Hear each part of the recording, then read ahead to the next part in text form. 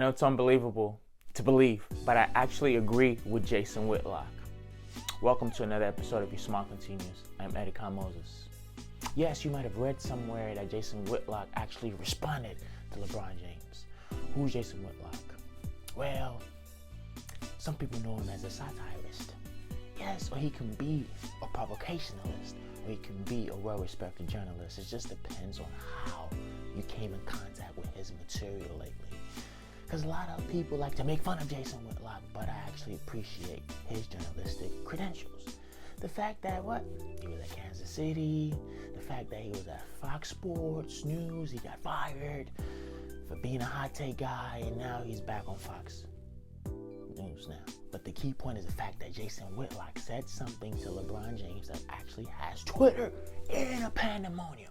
What did he say? He actually said LeBron James is just using the situation that actually occurred recently to actually prove that he's more outspoken than Jordan and actually build his brand.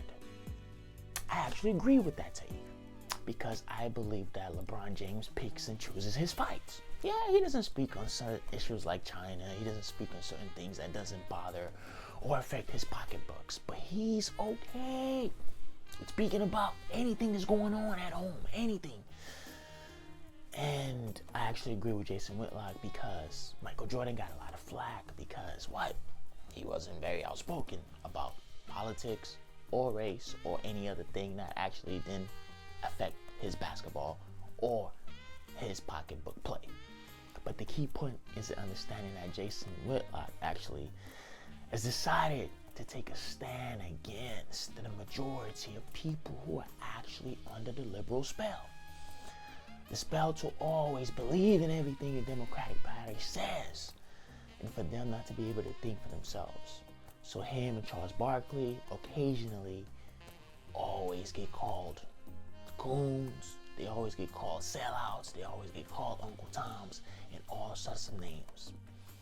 But I want us to know that the courageousness in which these guys show and the boldness in which they choose to live and take their stances upon should be commended, because there's some truth in everybody's lie and there's some lie in everybody's truth. So the understanding what I just said is the fact that who are we to judge?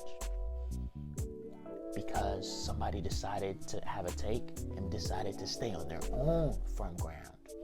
Who are you to make an opinion? I don't know.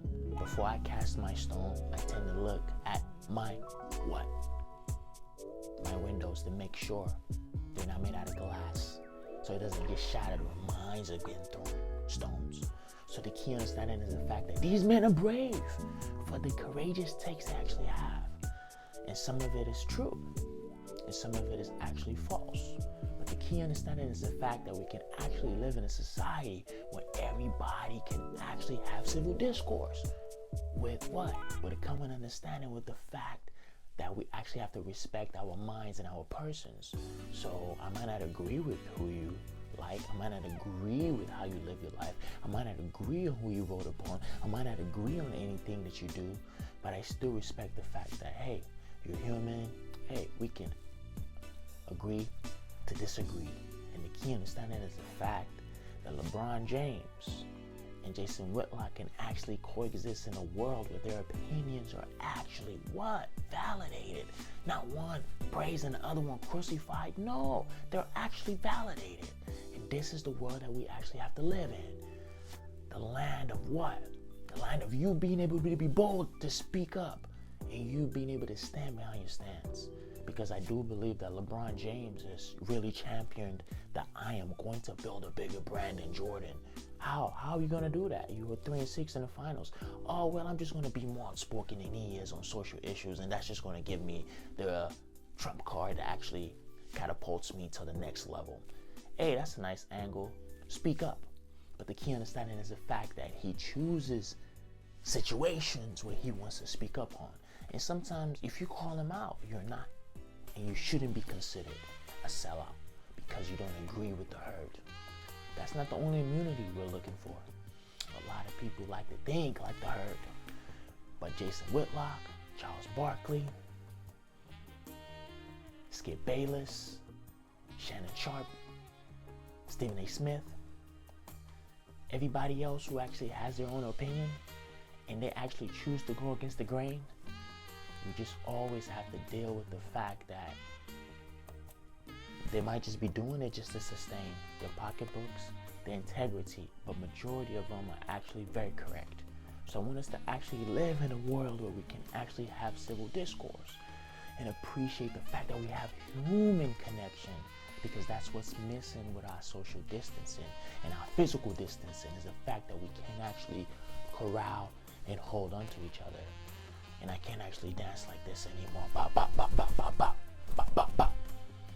You know? And I can actually have fun with the fact that I haven't got to see my friends in a while. And the key point is the fact that we can actually be miles away, but actually still keep our integrity to disagree, but actually agree on civil discourse. We don't always have to crucify one and praise the other. Two can actually be triumphant. But the key understanding is the fact that Jason Whitlock is actually very bold, because he chooses to take strong takes. Yeah, he's been very wrong, but he's been very correct. Kobe Bryant did really mimic Michael Jordan. Sure, we found out after his passing that he had a mutual understanding and a great relationship, but during the time, he really did those things, and those were the names he needed to be called. But I always say the same plight happens to aggressive journalists like Skip Bayless and Jason Whitlock. What am I saying? It's the fact that they choose the name calling, they use harsh words. And when they use harsh words to competitors in their field, they're considered what? They're considered guys who never even got off the front porch. Fat guys who just sit behind a keyboard and actually have strong takes. Who's he to call me by spies? Who's he to call me a snitch? Who's he to call me a bitch? That is what I mean. That is why these guys take issues with the name calling. But if you actually critiquing them on their games and on their lifestyles, they have no problems. But when you start to call them names, Slava Medvedenko, and all these other fancy names that actually gets them angry, that is what gets them actually pissed off.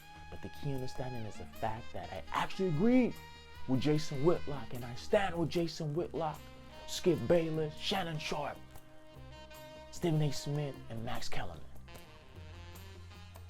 American Moses. I'll be back where your smile continues. Goodbye.